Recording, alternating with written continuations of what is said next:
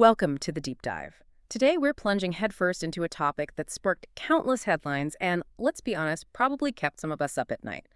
I'm talking about the widespread anxiety around AI and job displacement. You Yeah. see the headlines, you hear the predictions, and the fear of automation taking over. Well, it feels very real. But what if everything we've been told about AI displacement is, in fact, looking at the problem from the wrong angle? What if this isn't an impending economic crisis, but actually the catalyst for one of the most significant wealth redistributions in human history? That's a bold claim, and it's what we're here to unpack. Precisely. It's a pretty radical concept we're diving into today. It comes from a provocative white paper by EON Reality. They're known for their work in AI-powered, augmented, and virtual reality. They call it the problem density paradox, and it fundamentally challenges the conventional wisdom about AI's impact on our future. It really turns it on its head. So our mission today is to explore this truly transformative idea. We want to understand why AI job displacement could actually be humanity's greatest opportunity, how it flips our understanding of economic disadvantage, and, how one company proposes to turn what look like insurmountable problems into prosperity for millions. You're about to get a shortcut to being well-informed on an idea that could redefine our future, maybe even your role in it. It's definitely a challenging thought, mainly because the current narrative is just so entrenched, isn't it? We hear politicians promising to save jobs, economists debating things like universal basic income as maybe a necessary safety net. And the early tremors are already here. You see layoffs at tech giants like Salesforce, Oracle. The source material suggests they aren't just anomalies. They're maybe harbingers of a much larger global shift. It feels unsettling, like the ground rules are changing under our feet. Yeah, it does feel that way. And what's truly fascinating here is how EON Reality completely flips that script with this problem density paradox. Our conventional thinking tells us that regions grappling with multiple systemic problems, places with poor healthcare, weak education systems, maybe crumbling infrastructure, they're inherently disadvantaged. The paradox asserts that this thinking is, and this is their phrase, catastrophically wrong. Catastrophically wrong. Wow. So what's the alternative view? Well, instead, these areas, what a paper calls problem density zones, are actually described as opportunity density gold mines. The core insight is incredibly powerful, really. Every unmet need is a market waiting to be captured. Every systemic failure is a potential business model waiting to be built. And crucially, every displaced worker, rather than being just a victim of change, is potentially an entrepreneur waiting to be activated. That's a huge claim. Because, often these problem-dense regions also have less access to capital, maybe weaker governance, limited infrastructure. How does the paradox specifically account for those traditional barriers? It can't just be about identifying needs, surely. Right, and that's a fair point. That's where the paradox part really comes in. It absolutely acknowledges those barriers, but it reframes them. It sees them as friction points that, once you address them, actually unleash immense value. The solutions aren't necessarily about importing massive amounts of capital from outside. They're more about empowering local individuals to solve local problems, using technology as a key lever. Okay, so technology is the enabler here. Exactly. For instance, in areas where doctors are scarce, AI-powered telehealth ventures aren't just a nice-to-have. They become an essential service that can now potentially be delivered by trained locals using these new tools. Or think about it this way. Where traditional logistics fail, smart, localized delivery solutions can emerge. And they can be created and managed by local entrepreneurs. Where schools underperform, maybe immersive learning platforms can flourish, providing better, more accessible education. Where elderly care is lacking, AI companion services could scale, supporting aging populations in a culturally relevant way. It's really about leveraging technology to bypass some of those traditional barriers and activate the inherent local potential that's already there. Okay, here's where it gets really interesting for me. This isn't just some abstract economic theory then, is it? It sounds like it's tapping into the fundamental economics of necessity-driven innovation. The higher the problem density, the higher the opportunity density. It makes a surprising amount of sense when you look at it through that lens, innovation born from solving real-world, immediate challenges, the kind that maybe centralized solutions have overlooked. Precisely. It's innovation grounded in necessity. So if this paradox holds true, it suggests that many of our traditional approaches to handling mass job displacement might be, well, missing the mark entirely.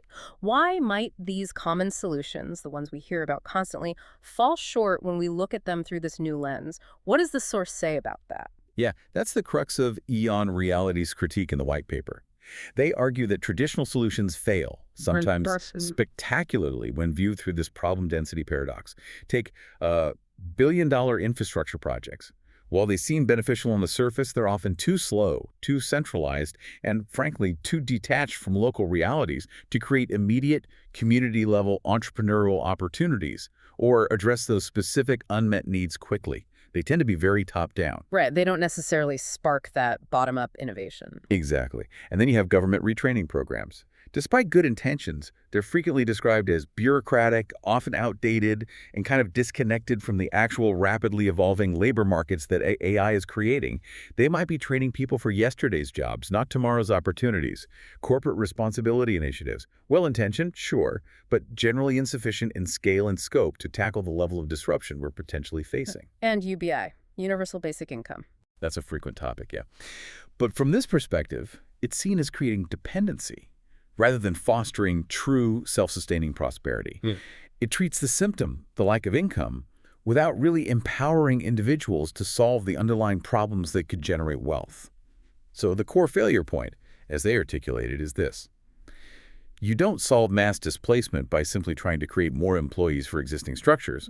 You solve it by creating more entrepreneurs who can actively tackle real problems. That's a fundamental shift in perspective. It's crucial. That is a huge pivot from our current thinking. Yeah, it's not about trying to find a new cubicle for everyone, but empowering individuals to create their own enterprises, to become problem solvers themselves. So how does EON Reality propose to actually do that? How do you operationalize such a dramatic shift on a global scale? This sounds like a massive undertaking. It is, definitely. And they've introduced what they call an outcome-driven platform. The paper describes it as the only integrated answer designed specifically to transform this potential displacement crisis into an actual entrepreneurship revolution. It's built on 3 pillars, and they're designed to be seamlessly integrated. Okay, 3 pillars. What's the first one? The first pillar focuses on skills beyond traditional education. And this isn't your grandfather's classroom setup. It leverages XR-based immersive learning. Think of it like a highly sophisticated flight simulator, but potentially for any skill imaginable. You could dissect a virtual engine, perform a simulated medical procedure, build a digital prototype. It embeds actual competence, not just theoretical knowledge. It's really learning by doing, but in digital spaces that mirror the real world. Immersive learning. Okay. And complementing this is an AI-resistant assessment system. This is crucial because it's designed to truly prove ability, not just academic credentials or the ability to get an AI to write an answer. Ah, interesting. So it verifies genuine human competence. That's the goal. To ensure genuine competence, not just skill with AI tools. This whole system, they call it the Spatial AI Academy, positions itself as a kind of third way. It's meant to be a bridge between, say, often slow university systems and the sometimes unverified quality you might find in basic online courses. The core idea is you learn precisely what you need, you prove you can actually do it, and you acquire those skills rapidly so they're directly relevant to real-world applications. Okay, that makes sense. Rapidly acquiring verifiable skills. So once you've got those skills, what's the crucial next step? How do you get those skills into the real economy? Because let's face it, historically, the biggest hurdle for many has been translating learning into actual earning. That's exactly right. And it brings us neatly to the second pillar, JOBS, closing the gap that kills dreams. This pillar is specifically designed to address that critical chasm between learning something and earning from it. It includes something called a career compass. It's an AI-driven tool that helps individuals navigate real-time labor markets, identifying exactly where their newly acquired verified skills are most needed and in demand right now. So it provides direction. Direction, exactly. And it also integrates micro-internships. These are short, really focused experiences designed to help individuals build practical portfolios in weeks, not years, giving them tangible project-based experience quickly. And crucially, there's direct employer alignment. The system aims to connect these verified skills directly to actual income opportunities, often by identifying roles or projects that require precisely the skills the person just mastered. The overall aim is to remove the guesswork, to provide a clear, guided path either to employment or, perhaps more importantly in this model, towards entrepreneurial opportunities. Okay, so we've got the rapid skill acquisition, pillar 1. We've got a clear path to utilize those skills, pillar 2. That sounds great. But the real game changer here, the whole entrepreneurship revolution part, that has to be pillar 3, right? That's where the income generation really ramps up, I imagine. Absolutely. Pillar 3 is Income, the Entrepreneurship Revolution, and it's powered by something they call Wealth Weaver. This is essentially described as an AI-powered venture factory. It's designed to radically democratize business creation, make it accessible. An AI-powered venture factory. Okay, unpack that. Well, it leverages a sophisticated suite of AI tools. The paper mentions over 300 specialized AI agents that effectively act as digital co-founders. These AI agents can assist with almost everything: market research, competitive analysis, business planning, financial modeling, even initial marketing strategies, things that normally require a lot of expertise or capital. So it lowers the barrier to starting a business significantly. Hugely. And the focus here is on creating what they call baby ventures. Now, these aren't your traditional startups needing massive venture capital or elite networks. They're revolutionary, the paper argues, because they are specifically. First, problem-focused. They directly address specific local challenges identified by people living right there in those communities, real needs. Second, AI-powered. They leverage those wealth weaver agents for comprehensive support, which dramatically lowers the barrier to entry. Third, globally replicable. Solutions proven effective in one problem-dense region can potentially be adapted and scaled relatively quickly to similar contexts worldwide. And fourth, designed to be immediately profitable.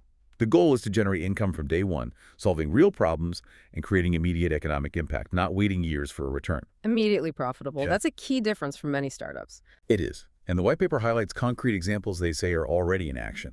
AI telehealth clinics in rural Africa serving thousands at maybe a tenth of the cost of traditional services.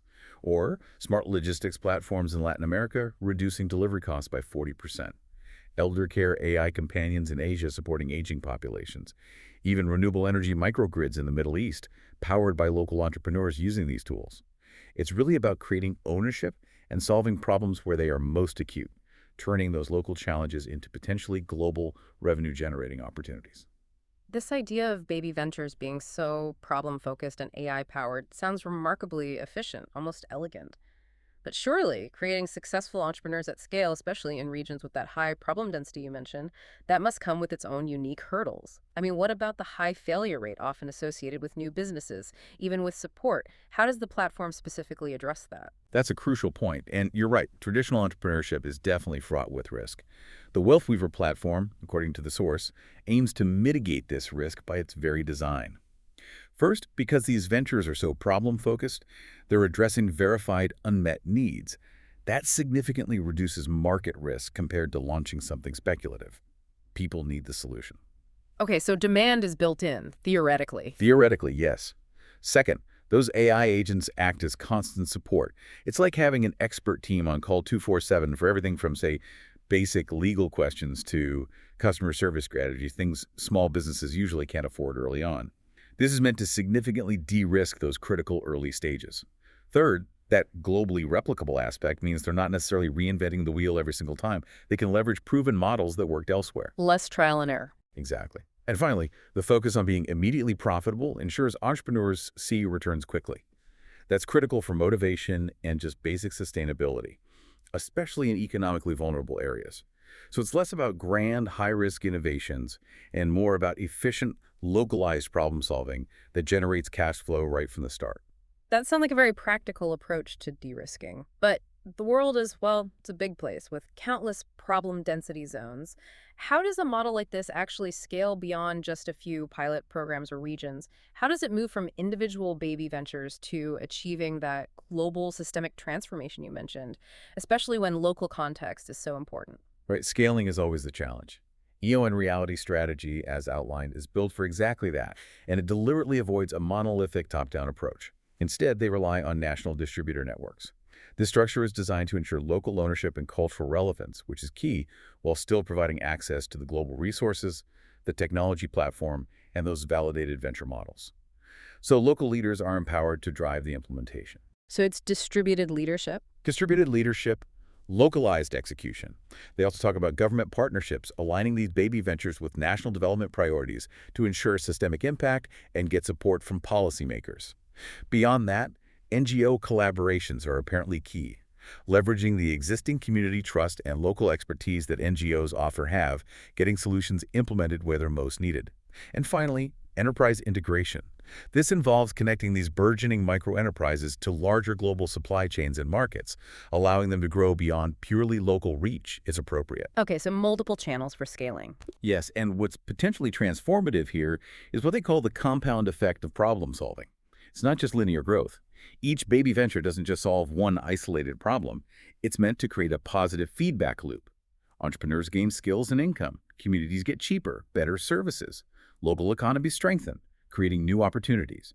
And then successful models replicate, potentially to neighboring regions. It's designed not just for incremental improvement, but for potentially exponential transformation, lifting entire regions from poverty traps into self-sustaining prosperity cycles. That's the vision, anyway. Wow, that vision compared to our current approaches, it really does present a stark choice, doesn't it? If we put this EON reality model alongside our current strategies, it feels like a critical comparison between the path we're largely on right now versus this proposed alternative. It really does. Yeah. The source material actually provides a comparison table that lays out these fundamental differences quite starkly. For instance, just look at the core philosophy. Yeah. Traditional solutions often focus on protecting existing jobs, sort of fighting a rearguard action against change. Whereas EON's approach is squarely focused on creating new entrepreneurial opportunities that leverage the change itself. Defense versus offense, almost. Kind of, yeah.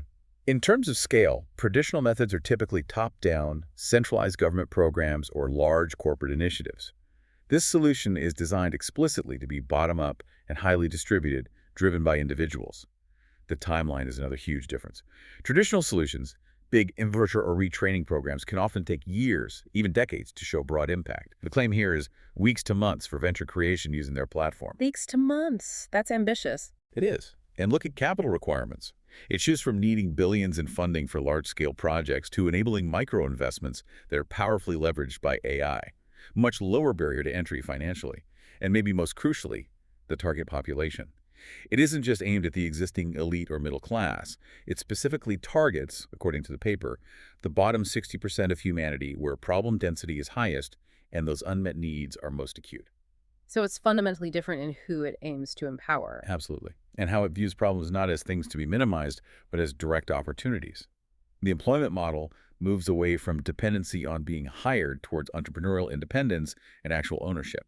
And this relates directly to wealth distribution. While traditional top-down approaches often see wealth concentrated at the top, this model is designed intentionally to spread wealth from the bottom up, fostering local empowerment rather than external dependency. This is clearly more than just an economic difference then, isn't it? This comparison, it highlights a really different philosophy about human agency, about potential, and maybe even societal development itself. So what does this radical perspective mean for the various groups and individuals actually grappling with this future? How does the source frame the implications for them? It absolutely reframes our understanding of potential and agency across the board. For displaced workers, the message from this perspective is quite clear. You are not necessarily victims of technological progress. Instead, you are the potential raw material of the next entrepreneurial revolution. Yeah. Every skill you possess, every challenge you understand intimately, every local problem you see firsthand, that's the foundation of a potential venture. It transforms the narrative from victimhood to agency to being a problem solver. That's a powerful reframing. It is. And for developing regions, the message is, your perceived disadvantages are actually your competitive edges. That problem density is opportunity density. While developed nations might be grappling with a more abstract disruption of AI displacing existing jobs, these regions can potentially leverage AI to build concrete solutions that the world desperately needs right now, turning local needs into global lessons. So the challenge becomes the asset. Exactly. For governments, the call to action of the paper is essentially, stop trying to fight the future, start building it proactively. The choice isn't really between job protection and technological progress anymore. It's framed as a choice between managed transformation, harnessing this potential, and facing potentially chaotic displacement if we just let things happen reactively. A proactive versus reactive stance. Precisely. And for investors, the source suggests a potential paradigm shift. Maybe the biggest returns won't come solely from finding the next Silicon Valley unicorn.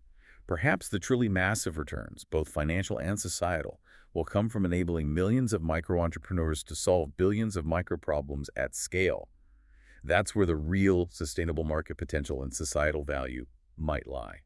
Interesting perspective for capital allocation. And finally, for humanity as a whole, the implication is that we might not be facing the dreaded end of work. Instead, we could be on the cusp of the democratization of entrepreneurship on an unprecedented scale. The key question isn't whether AI will displace jobs that seems likely in many areas. The question is whether we'll harness that displacement to create widespread prosperity for everyone, addressing long-standing global challenges in the process. So, distilling all this down, we seem to be presented with two quite starkly different paths forward, as outlined by the source material, EON Reality's white paper.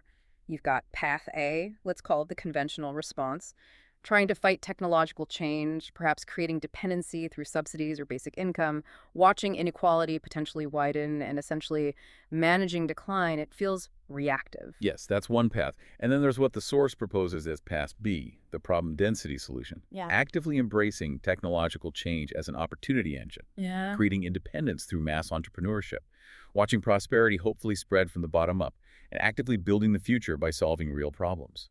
The difference here isn't just economic. The paper argues it's almost existential. One path could lead to a world where technology primarily serves the few, potentially exacerbating existing inequalities. The other path envisions a world where technology empowers the many, fostering genuine global prosperity. EON Reality claims to have built the platform for that Path B. A platform for Path B. The problem density paradox, as presented, is real food for thought.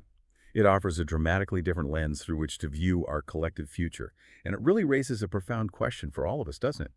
In this world of incredibly rapid, accelerating change, do we as humanity have the collective courage and foresight to take this bold new path, to actively transform our biggest challenges into our greatest opportunities?